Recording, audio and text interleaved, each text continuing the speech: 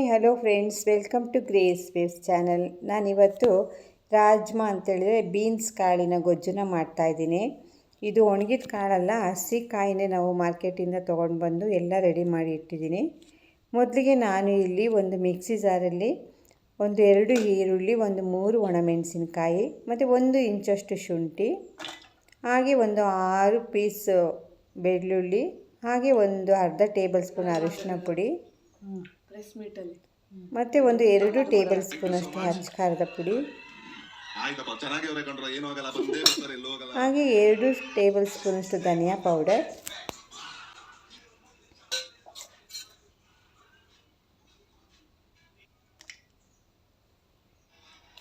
ಮತ್ತು ಒಂದು 3 ಲವಂಗ,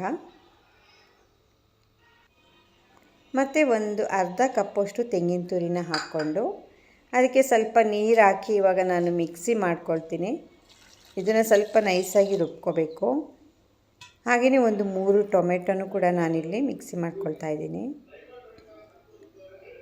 ಇಲ್ಲಿ ನಾನು 1 kg ಬೀನ್ಸ್ ಕಾಯಿನ ತೊಗೊಂಡು ಬಂದು ಅದನ್ನು ಸುಲಿದು ಇಟ್ಟಿದ್ದೀನಿ. ಅದು ಇಷ್ಟು ಕಾಳು ಸಿಕ್ಕಿದೆ, 1 ಬೌಲ್ ಆಗುವಷ್ಟು ಸಿಕ್ಕಿದೆ.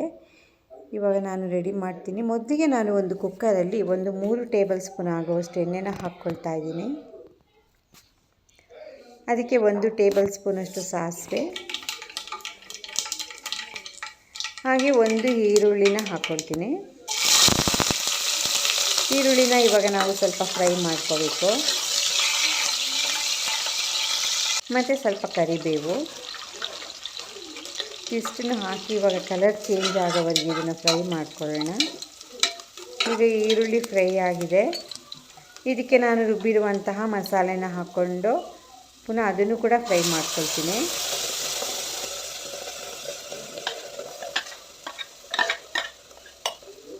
ಈ ಮಸಾಲೆನ ಚೆನ್ನಾಗಿ ಇವಾಗ ಫ್ರೈ ಮಾಡ್ಕೋಬೇಕು. ಇದು ಚಪಾತಿ ಜೊತೆ ತುಂಬ ಚೆನ್ನಾಗಿರುತ್ತೆ ಮತ್ತು ರೈಸ್ಗೂ ಕೂಡ ತುಂಬ ಚೆನ್ನಾಗಿರುತ್ತೆ.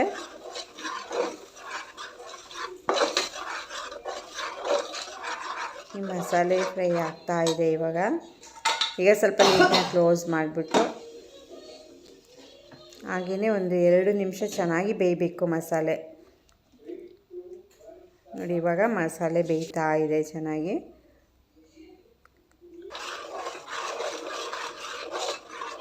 ಮಸಾಲೆ ಕೂಡ ಚೆನ್ನಾಗಿ ಫ್ರೈ ಆಗ್ತಾ ಇದೆ. ಈಗ ನಾನು ಮತ್ತೆ ರುಬ್ಬಿಟ್ಕೊಂಡಿರುವಂತಹ ಟೊಮೆಟೊನ ಇದಕ್ಕೆ ಆ್ಯಡ್ ಮಾಡ್ಕೊಳ್ತೀನಿ.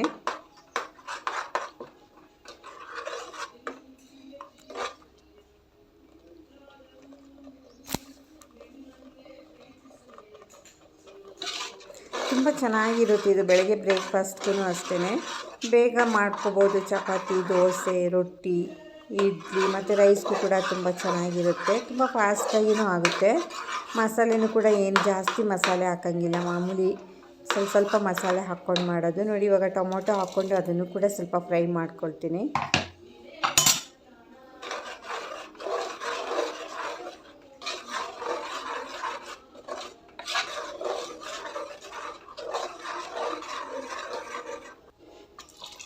ಸ್ವಲ್ಪ ನೀರು ಕೂಡ ಹಾಕ್ಕೊಳ್ತಾ ಇದ್ದೀನಿ. ನಾವು ಈ ಥರ ಎಲ್ಲ ಈ ಕಾಳುಗಳನ್ನೆಲ್ಲ ತಿನ್ನಬೇಕು. ಆಯಾ ಟೈಮಿಗೆ, ಸೀಸನ್ಗೆ ಬರುವಂತಹ ತರಕಾರಿ ಕಾಳುಗಳನ್ನೆಲ್ಲ ನಾವು ತಿನ್ನಬೇಕು. ತುಂಬಾ ಒಳ್ಳೆಯದು ನಮ್ಮ ಆರೋಗ್ಯಕ್ಕೆ. ನೋಡಿ, ಇವಾಗ ಮಸಾಲೆ ಚೆನ್ನಾಗಿ ಬೇಯ್ತಾ ಇದೆ. ಸ್ವಲ್ಪ ಕಡಿಮೆ ಮೀಡಿಯಮ್ ಫ್ಲೇಮಲ್ಲೇ ನಾನಿವಾಗ ಚೆನ್ನಾಗಿ ಮಸಾಲೆನ ಫ್ರೈ ಮಾಡ್ಕೊಳ್ತಾ ಇದ್ದೀನಿ. ನಮಗೆ ಎಷ್ಟು ಕನ್ಸಿಸ್ಟೆನ್ಸಿ ಬೇಕೋ ಅಷ್ಟು ನೀರನ್ನು ನಾವು ಹಾಕ್ಕೋಬೋದು. ಇವಾಗ ನಾನು ಸ್ವಲ್ಪ ಮೀಡಿಯಮ್ಮಾಗಿ ನೀರನ್ನ ಆ್ಯಡ್ ಮಾಡ್ಕೊಂಡಿದ್ದೀನಿ. ಈಗ ಅದಕ್ಕೆ ನಾನು ಈ ಕಾಳನ್ನು ಹಾಕ್ಕೊಳ್ತಾ ಇದ್ದೀನಿ. ಈ ರಾಜ್ಮಾ ಕಾಳನ್ನು ನಾನಿವಾಗ ಹಾಕ್ಕೊಳ್ತಾ ಇದ್ದೀನಿ. ಈಗ ಚೆನ್ನಾಗಿ ಮಿಕ್ಸ್ ಮಾಡಿಕೊಂಡು ಇದಕ್ಕೆ ರುಚಿಗೆ ತಕ್ಕಷ್ಟು ಉಪ್ಪನ್ನು ಕೂಡ ನಾನಿಲ್ಲಿ ಆ್ಯಡ್ ಮಾಡ್ಕೊಳ್ತೀನಿ.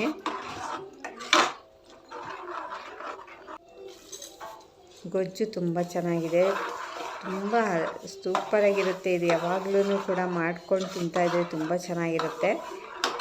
ಮತ್ತು ಮಕ್ಕಳಿಗಿರ್ಬೋದು, ಪ್ರತಿಯೊಬ್ಬರಿಗೂ ಕೂಡ ಇದು ಟೇಸ್ಟು ತುಂಬ ಇಷ್ಟ ಆಗುತ್ತೆ. ಯಾಕೆಂದರೆ ಯಾವುದೇ ಮಸಾಲೆ ಎಲ್ಲ ಜಾಸ್ತಿ ಹಾಕಲ್ಲಲ್ವ, ಅದರಿಂದ ತುಂಬ ಚೆನ್ನಾಗಿರುತ್ತೆ. ಇದಕ್ಕೆ ಬೇಕಂತ ಹೇಳಿದರೆ ನಾವು ಮಸಾಲೆ ರುಬ್ಬುವಾಗ ಸ್ವಲ್ಪ ಕೊತ್ತಂಬರಿ ಸೊಪ್ಪನ್ನು ಕೂಡ ಹಾಕ್ಕೋಬೋದು. ನೋಡಿ, ಇವಾಗ ಇಷ್ಟು ಒಂದು ಗಟ್ಟಿಯಾಗಿ ನಾನು ಮಾಡಿದ್ದೀನಿ. ಬೇಕಂದರೆ ಸ್ವಲ್ಪ ನೀರನ್ನೂ ಹಾಕ್ಕೋಬೋದು. ಸ್ವಲ್ಪ ನೀರನ್ನ ಹಾಕ್ಕೊಳ್ತಾ ಇದ್ದೀನಿ.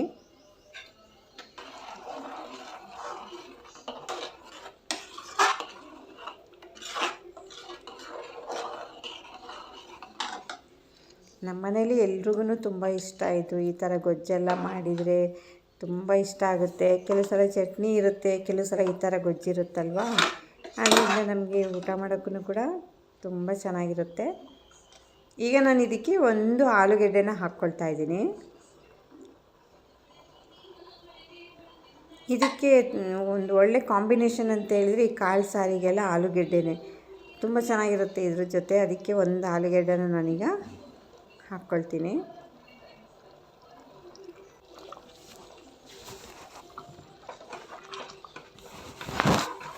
ಮಸಾಲೆ ತುಂಬ ಚೆನ್ನಾಗಿ ಬೇಯ್ತಾ ಇದೆ. ಅದ್ರ ಜೊತೆ ಮಸಾಲೆ ಜೊತೆ ಕಾಳು ಕೂಡ ಸ್ವಲ್ಪ ಬೇಯಲಿ ಅಂತ. ಯಾಕೆ ಅಂತ ಹೇಳಿದರೆ ಅದಕ್ಕೆ ಉಪ್ಪು ಖಾರ ಎಲ್ಲ ಸ್ವಲ್ಪ ಹಿಡಿಬೇಕು. ತಕ್ಷಣ ಲಿಡ್ನ ಕ್ಲೋಸ್ ಮಾಡಬಾರ್ದು. ಅದಕ್ಕೋಸ್ಕರ ಸ್ವಲ್ಪ ಮಸಾಲೆ ಹಿಡೀಲಿ ಅಂತ. ಮತ್ತು ಆಲೂಗೆಡ್ಡೆನ ಹಾಕಿ ಅದನ್ನು ಕೂಡ ಸ್ವಲ್ಪ ಚೆನ್ನಾಗಿ ಮಿಕ್ಸ್ ಮಾಡಿ ಒಂದು 10 ಸೆಕೆಂಡ್ ಹಾಗೆ ಬೇಯಿಸ್ಬಿಟ್ಟು ಮತ್ತೆ ನಾವು ಲಿಡ್ನ ಕ್ಲೋಸ್ ಮಾಡ್ತೀನಿ.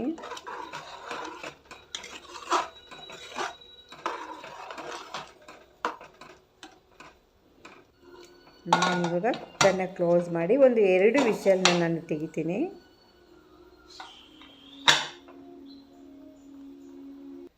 ನೋಡಿ ಇವಾಗ ಆಲ್ರೆಡಿ ಬೆಂದಾಗಿದೆ. ಗೊಜ್ಜು ಕೂಡ ರೆಡಿಯಾಗಿದೆ. ತುಂಬ ಅದ್ಭುತವಾದಂತಹ ಈ ರಾಜ್ಮಾ ಗೊಜ್ಜು ರೆಡಿಯಾಗಿದೆ. ಇವಾಗ ನಾನು ಹೇಳಿದ್ರು ಇದನ್ನು ಇವಾಗ ಚಪಾತಿ ಜೊತೆ ನಾವು ತಿಂತಾಯಿದ್ದೀವಿ. ಚಪಾತಿಗೆ ಒಳ್ಳೆ ಸೂಪರ್ ಮ್ಯಾಚ್. ಇವಾಗ ನೋಡೋಣ ಹೇಗಿದೆ ಅಂತ ಹೇಳ್ಬಿಟ್ಟು ಟೇಸ್ಟ್ ಮಾಡೋಣ. ನೋಡಿ ಫ್ರೆಂಡ್ಸ್, ನೀವು ಕೂಡ ಒಂದು ಸಲ ಟ್ರೈ ಮಾಡಿ ಹೇಗಿತ್ತು ಅಂತ ನನಗೆ ಕಮೆಂಟ್ ಮಾಡಿ ಹೇಳಿ. ಮತ್ತು ಯಾರ್ಯಾರು ನನ್ನ ಚಾನಲ್ನ ಸಬ್ಸ್ಕ್ರೈಬ್ ಮಾಡಿಲ್ಲ ಪ್ಲೀಸ್ ಸಬ್ಸ್ಕ್ರೈಬ್ ಮಾಡಿ, ಲೈಕ್ ಮಾಡಿ, ಶೇರ್ ಮಾಡಿ. ನೋಡಿ ಎಷ್ಟು ಅದ್ಭುತವಾದಂಥ ಗೊಜ್ಜು ರೆಡಿಯಾಗಿದೆ. ತುಂಬ ಚೆನ್ನಾಗಿದೆ. ಹೀಗೆ ನಾನು ಹೊಸ ವೀಡಿಯೋ ಜೊತೆ ನಾನು ಯಾವಾಗಲೂ ಹಾಕ್ತಾನೇ ಇರ್ತೀನಿ. ದಯವಿಟ್ಟು ನೋಡಿ ನನಗೆ ಸಪೋರ್ಟ್ ಮಾಡ್ತಾಯಿರಿ. ಹೀಗೇ ನನ್ನ ವೀಡಿಯೋನ ನೋಡ್ತಿರೋರಿಗೆ ಎಲ್ರಿಗೂ ನಾನು ತುಂಬ ಥ್ಯಾಂಕ್ಸ್ ಹೇಳ್ತೀನಿ.